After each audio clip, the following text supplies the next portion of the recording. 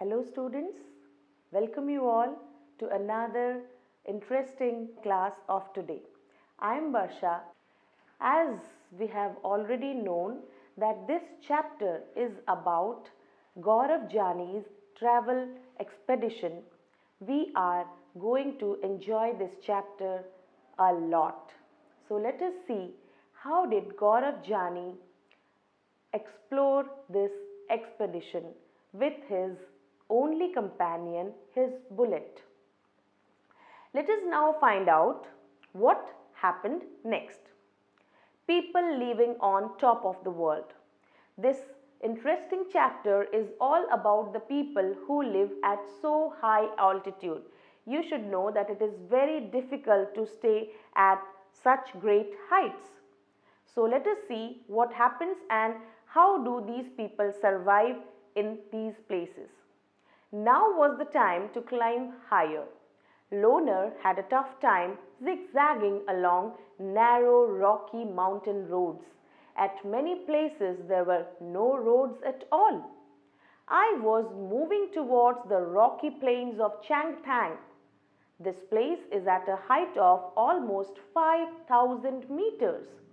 It is so high that it is difficult to breathe normally. So now Gaurav was on his special expedition. He had to climb higher and higher, and they were facing a very tough time then. Why? Because the roads were not that smooth and fine to move on.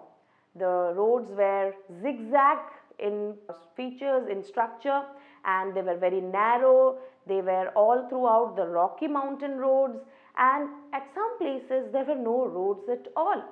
You could imagine how difficult it would have been for Gaurav to move all alone. Gaurav was moving towards the rocky plains of Changtang, which was at a height of almost 5,000 meters. Could you imagine what height it would have been? And it was so high that it was very difficult to breathe normally. Students, you should know, when the height increases, the altitude becomes higher and higher, we get a lack of oxygen. Oxygen supply, the air we breathe in, we breathe oxygen, isn't it?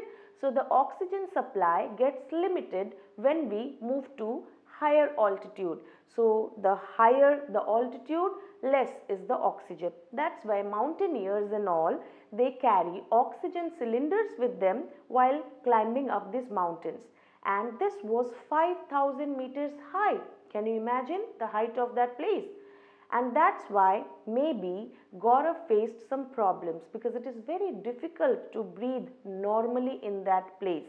The people, those who stay there, they are acquainted with that climate, with the situations around it, so they could survive in that place, but everyone cannot do so. So it gets difficult for the people. So Gaurav also faced similar consequences. I had a headache and felt weak. Then I slowly got used to breathing in such air. So when immediately he got to the place, he could not resist and he got a headache, and he also felt very weak from within. But slowly and gradually he got acquainted with that place and he knew how to breathe in that air. For many days we kept wandering in this area with not a single human being in sight. No petrol pumps, no mechanics, only clear blue sky and many beautiful lakes around. So for many days Gaurav was just moving round and round. They were just wandering around because they could not find any person living out there. Nobody was visible, not a single human being was visible to him. And there were no petrol pumps, there were no mechanics out there. What was there was only the beautiful clear blue sky and many beautiful lakes all around. So that was the only thing for Gaurav to enjoy. Many days and nights passed. Loner and I kept moving ahead. Suddenly one morning I saw before me flat grassy land. Many sheep and goats were grazing here. Far in the distance, I saw some tents. I wondered who lived there and what they were doing in this far out place. So, just by moving round and round, by their wandering, so many days and night passed just like that. And Gaurav and his companion Loner, of course his bullet, were just moving around.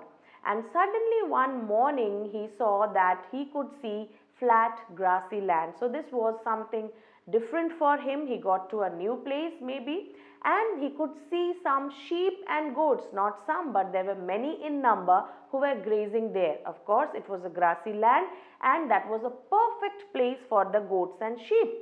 And far from that place he could see some tents. So he was so relieved and relaxed when he saw those tents, but he could not believe who lived there at that place and what were they doing exactly in that place. So that needs to be explored by us, isn't it? Now before we proceed to the next session, which is very interesting, we have to answer these few questions which you have to find out yourselves. Now you have to find out that at what height is the place where you live. Can you find out? Yes, why not? You have to find out wherever you are living, whatever city you are in or wherever you are staying, at what height is the place where you live. Just as we found that the place Changthang was at 5,000 meters high above. So what height is the place where you live at? Next question for you to find out is, why did Gaurav Jani say this place is so high that it is difficult to breathe normally? You already know the answer.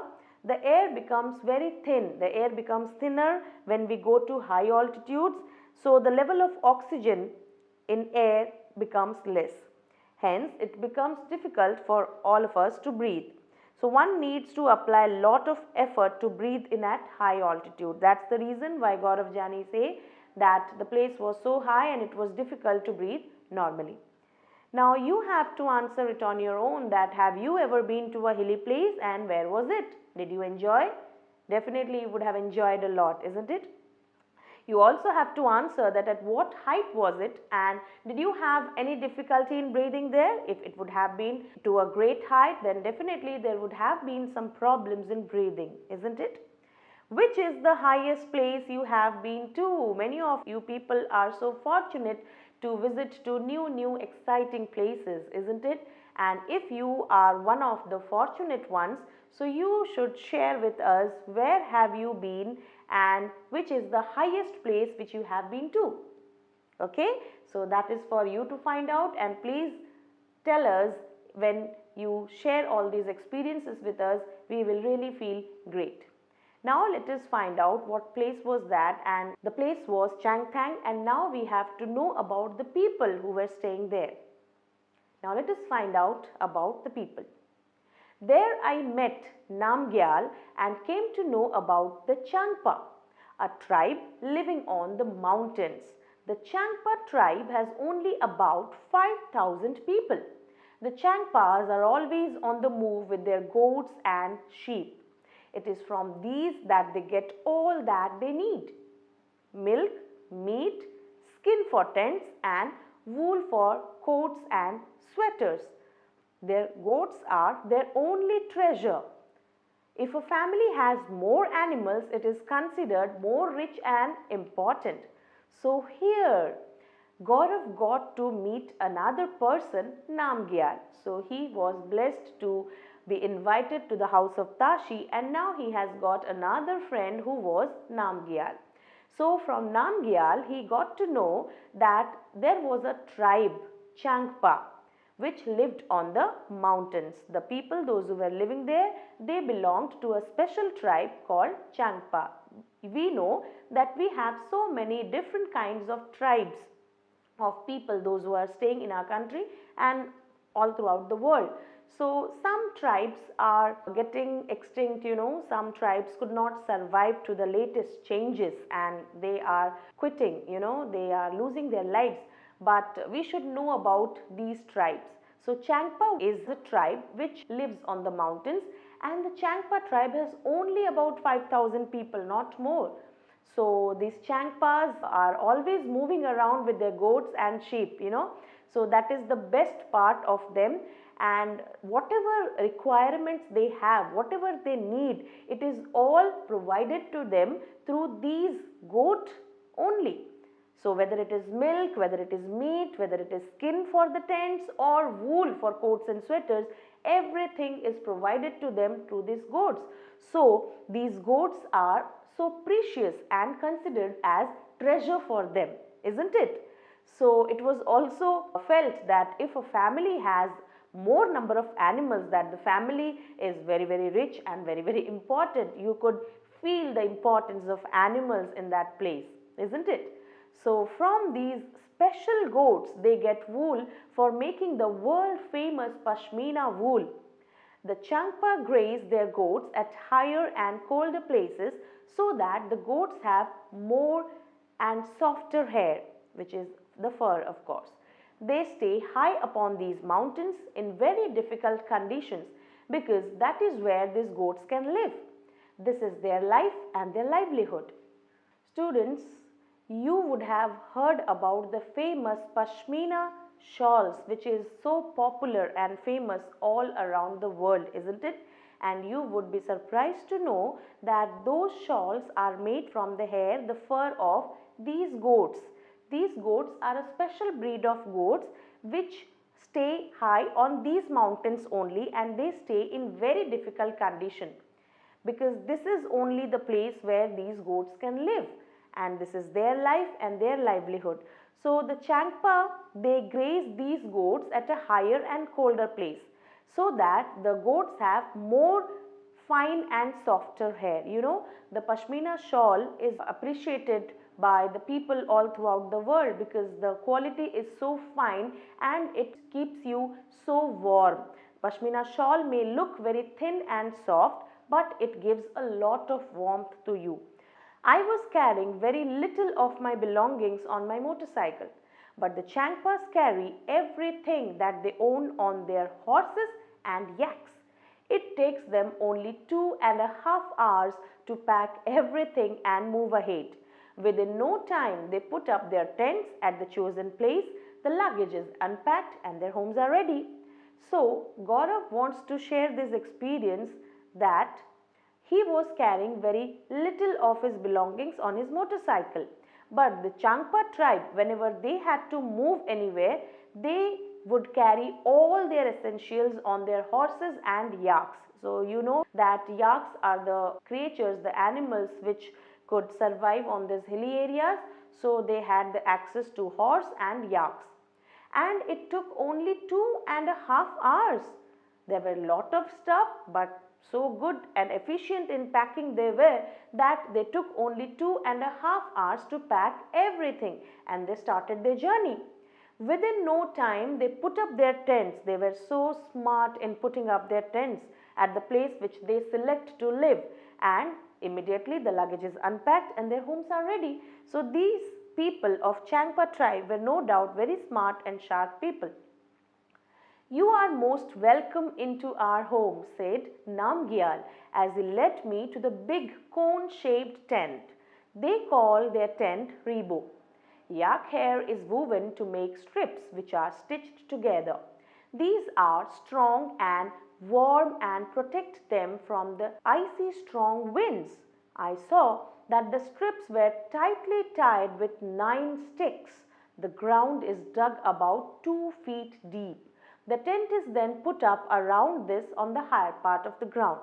Now, Namgyal invited Gaurav to move into his house, and Gaurav was so blessed to get into that special kind of house, which was a cone-shaped tent. It was a very big tent, and these kind of tents, the tents which is used by Changpa tribe, the Changpa people, they call their tents Rebo.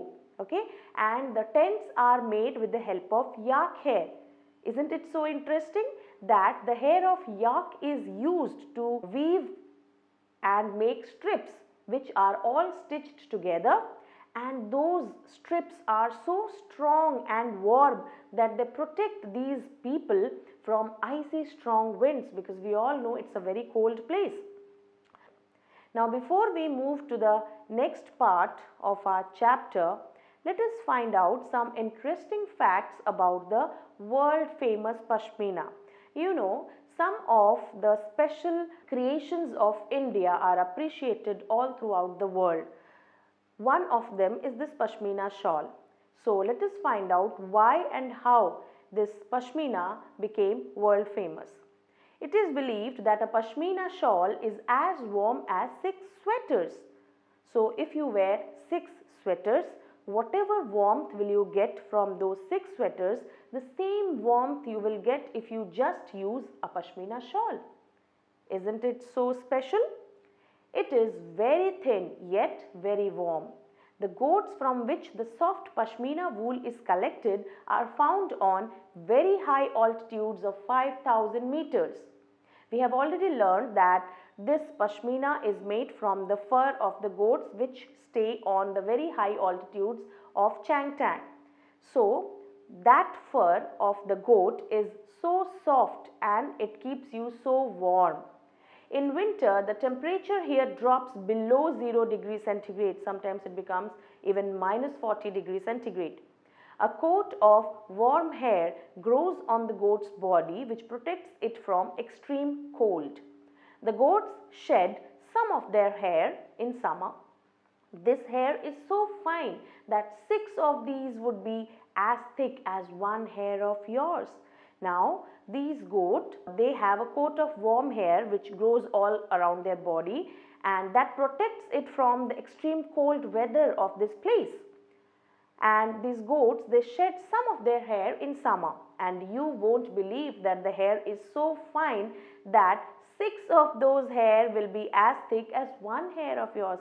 Imagine the thinness of that hair. It is so smooth and fine, okay? Now the fine hair cannot be woven on machines, and so weavers of Kashmir make these shawls by hand. It's such a tough and difficult job for the weavers of Kashmir, because machine could do anything, because there are some work which machines can't do. The machines aren't comparable with the human beings. So there are some special kind of skills which the machines don't possess but the human beings do. So the weavers of Kashmir weave these shawls by their hand, and it is so time taking and painstaking for these weavers. This is such a long and difficult process. After almost 250 hours of weaving, one plain Pashmina shawl is made. You can imagine the time it takes and the efforts of the weavers, which is all used for making just one shawl. Imagine how long it would take to make a shawl with embroidery. Just a simple shawl, it takes so much of time. So if you have all the designs and embroidery, then it would take for them so many days to make this shawl. Ready all for you. So now whenever you buy a Pashmina shawl, salute the efforts of these weavers who work very hard to make us keep warm and look beautiful. Isn't it? So we should appreciate their efforts. Now let us see what more does Gaurav find out in the tent of Namgyal. As we stepped into the tent, I realized that I could stand up straight. It was not like my tent. I also saw that the rebo was as big as a room of my flat in Mumbai. It was held up by 2 wooden poles in the middle. There was an opening to let out the smoke from the chula. Namgyal told that the design of this tent is more than 1,000 years old. The tent protected the Changpas from extreme cold. Now when Gaurav went inside the tent, he was surprised to see the speciality of this tent. The tent was held up by 2 wooden poles in the middle, so it was very strong. And there was also an opening to let out the smoke from the chula. So when Namgyal's mother was cooking, he could see that like we have chimneys in our houses, so there was a small opening to let out the smoke from the chula.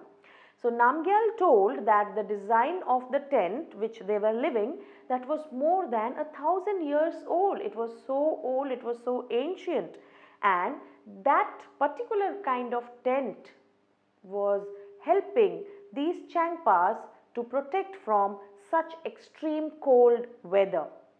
So how special those tents were? These tents were Rebo, remember that. How cold it must be, can you imagine? Definitely. So how cold must it be? In winters the temperature drops many degrees below zero. So usually we know that there is ice when water freezes, so at the degree of 0 degree centigrade it becomes ice. Now something beyond that, can you imagine how it would be? The wind blows at 70 kilometers per hour, and imagine if you were on a bus which was going at this speed, how far from your house would you reach in 1 hour? It would be so quick. Near the Rebo, there was a place to keep sheep and goats. Changpas call this Lekha. So there was a special place which was meant for the animals. So Changpas would keep their animals, all these sheep and goats, which are an important source of livelihood for them. They would keep them in this place called Lekha. The walls of a Lekha are made with stones. Each family puts a special mark on their own animals. The women and young girls count and take the animals out of the Lekha. So basically all of the Changpas, all of them, they keep their animals together in this place called Lekha. And how would they know that the animal belongs to them? They would mark them with a special mark which would identify them as their animals. Okay? And the walls of this place, this Lekha, are made with stones, and the care for the animals would be taken by the young girls and the women. So the women and the young girls were responsible for counting and taking the animals out of the Lekha. Now as we have learned so many things about Changpas and their livelihood, so we would like to discuss some important questions here. The Changpas, we could know that animals are very important part of their life. So is any animal an important part of your life?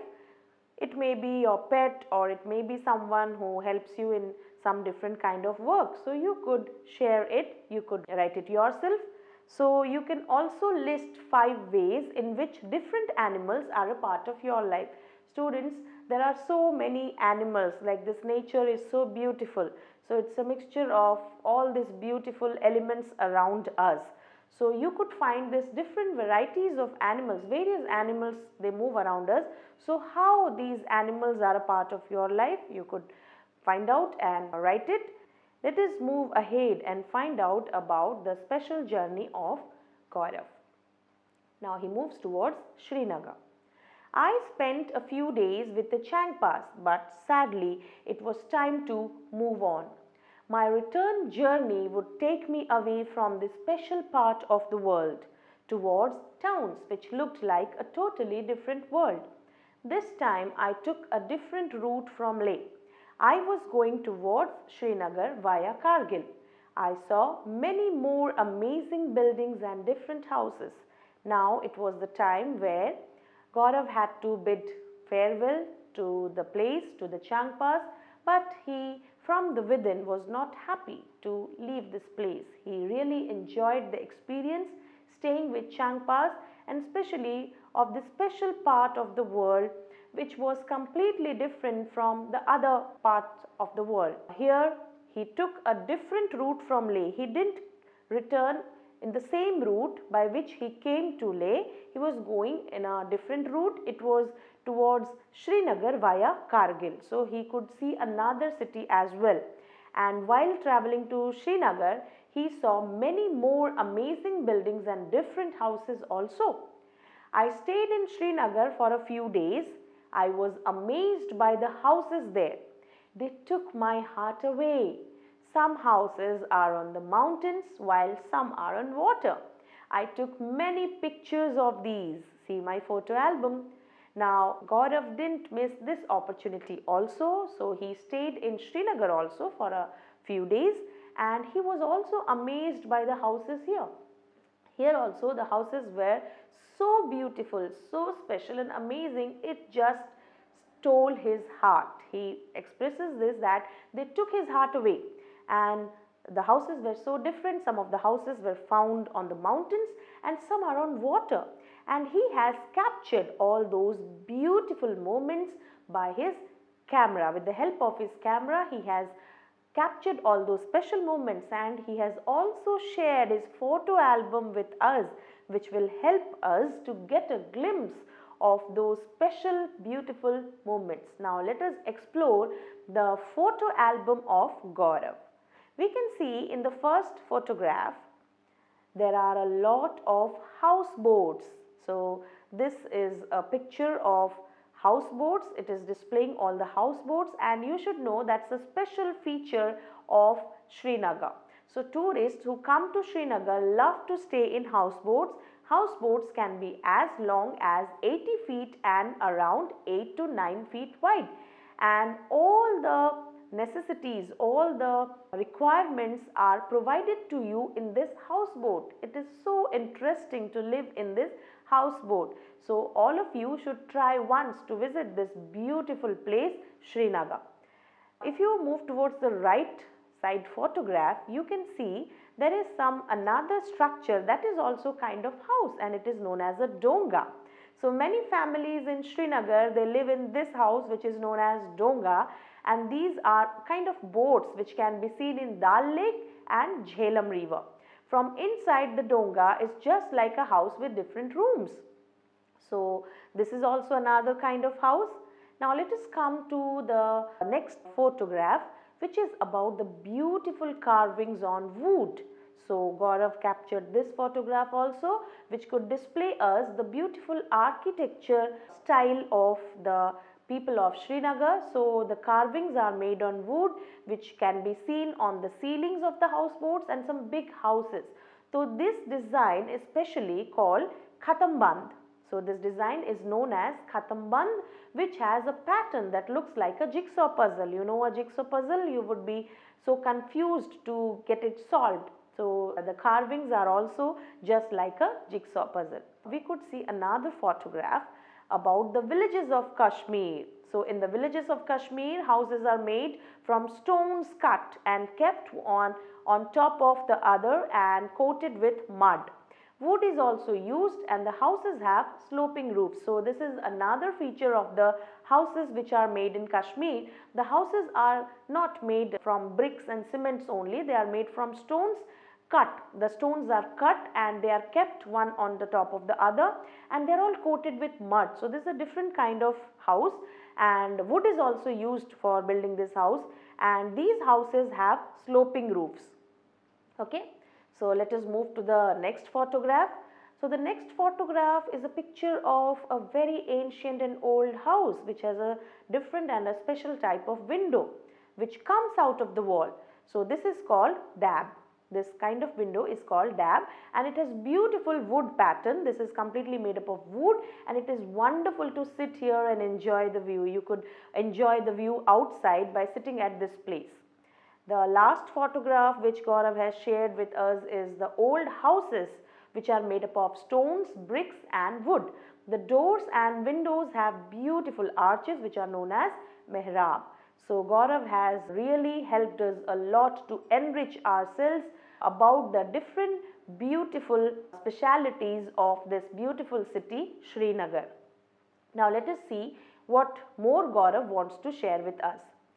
When I started my journey, I had not imagined that in one state I would see so many different kinds of houses and lifestyles. I had a wonderful experience of living on the mountains in Leh and another of living on water in Srinagar. I saw how both the houses in these areas were made to suit the climate. So when Gaurav started his journey, he had never even thought that he would see such a variety, such display of differences in only one particular state, and he was really fortunate to see all these in one state. So there were so many different kinds of houses, there were different kinds of people with different kinds of lifestyles, and he had such a rich, wonderful, amazing experience of living in the mountains in Leh and also living on water in Srinagar. So now it was the time for the return journey. Again it was time to move on. In Jammu I saw houses like I have been seeing in Mumbai.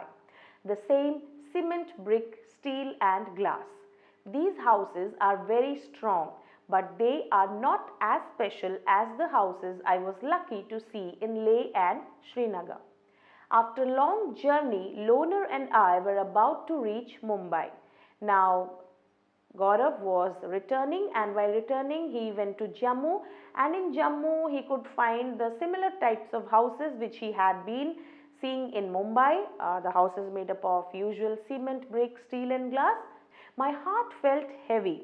That means Gaurav was very sad. He was missing the journey, he was missing the rich experience. I also felt that my motorcycle did not want to come back, even Loner. He felt Loner as a human being and he felt that Loner didn't want to come back too. I was happy that I had learnt and experienced so many new things. I had also brought back some memories in my camera. And of course, this was not the end. Next time when Loner and I get bored of the city, we will again set out for a new journey. So, Gaurav was sad, but at the same time he was happy that he was fortunate, he was blessed to get such a rich experience of so many different kind of new things, and he had also captured those special moments in his camera. So those memories will be staying with him forever and he would cherish them forever. Now we have to answer these important questions because we have already understood the chapter. Describe how these shelters suit the needs of the people who live there. You have got the right answers. So each type suits the needs of its occupants, and the houseboat and donga is a complete house on the boat. Every facility is available in the houseboat which gives comforts to its occupants. The houses made of stone and wood provide good insulation during cold weather. Tent house made by Changpas are good for the wandering lifestyle of the people. So every house has its own unique feature. Now another question for you is, how are these different from the house you live in? So you have to find out the difference of your house. Okay, you are absolutely correct.